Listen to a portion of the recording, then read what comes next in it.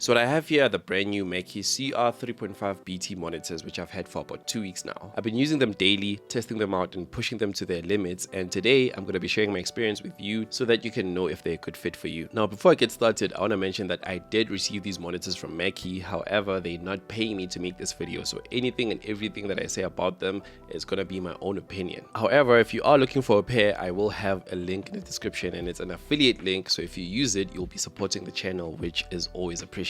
Now I'm not gonna do an unboxing video because I feel like those are very typical lately, like everybody knows what to expect inside the box. But if you guys are looking for unboxing videos, let me know in the comments and I'll make sure that I do that with future products. Now let's talk about the design, which is very different from the previous gen. Number one, it's less boxy, which I really like. The volume knob is now at the bottom, which is a better design choice too, and there's a new work/play knob, which we're gonna talk about when we get to the features and sound. What's also nice is that the Mackie logo now glows when the speakers are on. It glows green when it's connected to the Bluetooth and white when it's not. And of course, like the previous generation, the center of the cone caves in instead of out, so it's never going to be damaged like this. And it's also 3.5 inches instead of the 3 of the previous gen. And then above it is the metal grill, which is protecting the tweeter, which is also good because it means that you can't damage the tweeter as well. And then there's stickers on the speakers, which I have removed because I'm not a huge fan of them. And I understand that the stickers are very informative, but I kind of feel like they ruined the design of the speaker, which I've already mentioned. They look really good. I think cute is a word that I would use to describe the front of these speakers, especially for the size. And then at the back, it's still the same as the previous gen with a couple of changes, of course. First is the passive speaker output. In case you didn't know, the speakers that you get in the box are different from each other. So there's one passive and one active. The active one is the one that gets the sound and the power. And the passive speaker doesn't have any power of its own. It just receives the sound from the active speaker. And then there's TRS inputs if you want to use the speakers with an audio interface. And then of course the RCA, which are the red and white wires. And then if you want to put audio into the speakers from an older TV or something, then you can use the stereo input, which is the size of a normal headphone jack. There's also a new location switch which can be set to bookshelf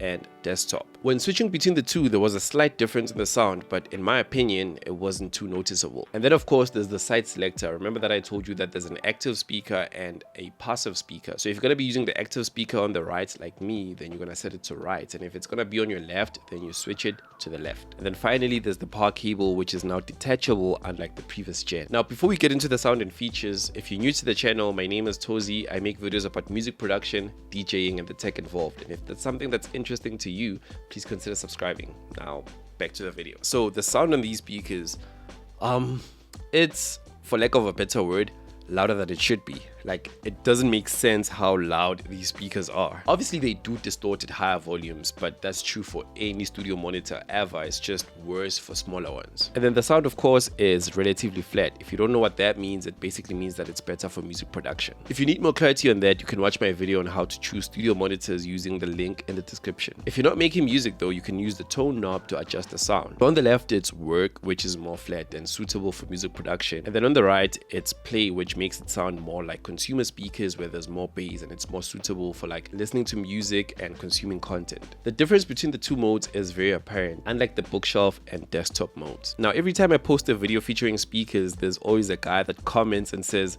this video is useless without a sound test or something like that. And I always wish that I could sit them down and explain to them that a sound test of speakers on a YouTube video is very useless, because you need to remember that the same pair of speakers will sound different based on the room that they're in. So keeping that in mind, also include the microphone that is being used to record the speakers, because every microphone sounds different. Now take that, let's say I record using a good microphone and then I upload the video on YouTube. Now it gets to you. You're watching the video on your speakers, which are also being affected by your room. So what you're listening to is no longer what came out of the speaker. Does that make sense? But I know even with that explanation, there's still going to be guys expecting a sound test. So here it is to satisfy you.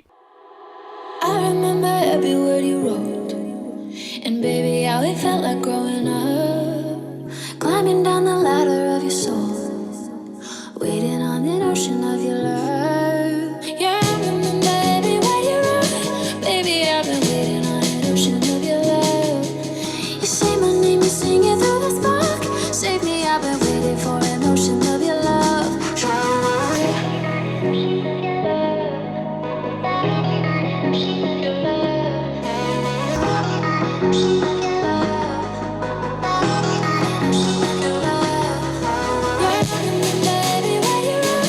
Baby, I've been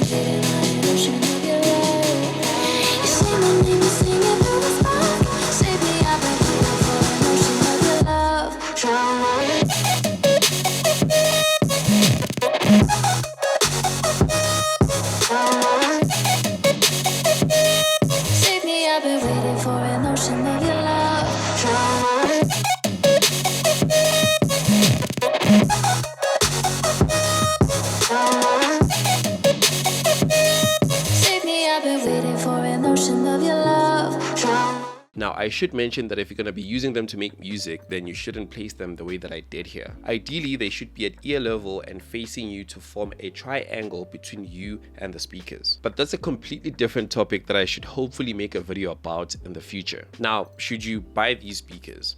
Honestly, yeah, there's a couple of videos here on my channel where I say that I don't recommend anything smaller than 5 inches for making music, but later I realized that I'm actually being a hypocrite, because when I got started, I was using a pair of 3-inch studio monitors, and using those speakers, I made my most streamed music ever. I ended up taking it down because it no longer represents who I am, but I made that music using those small speakers, and those tracks were enough to get me more clients who wanted me to mix their music, and they also got me into Def Jam and Universal Music Studios. If you're looking for a more comprehensive guide on how to choose studio monitors, watch this video here, and I'll catch you in the next one. Thank you for watching.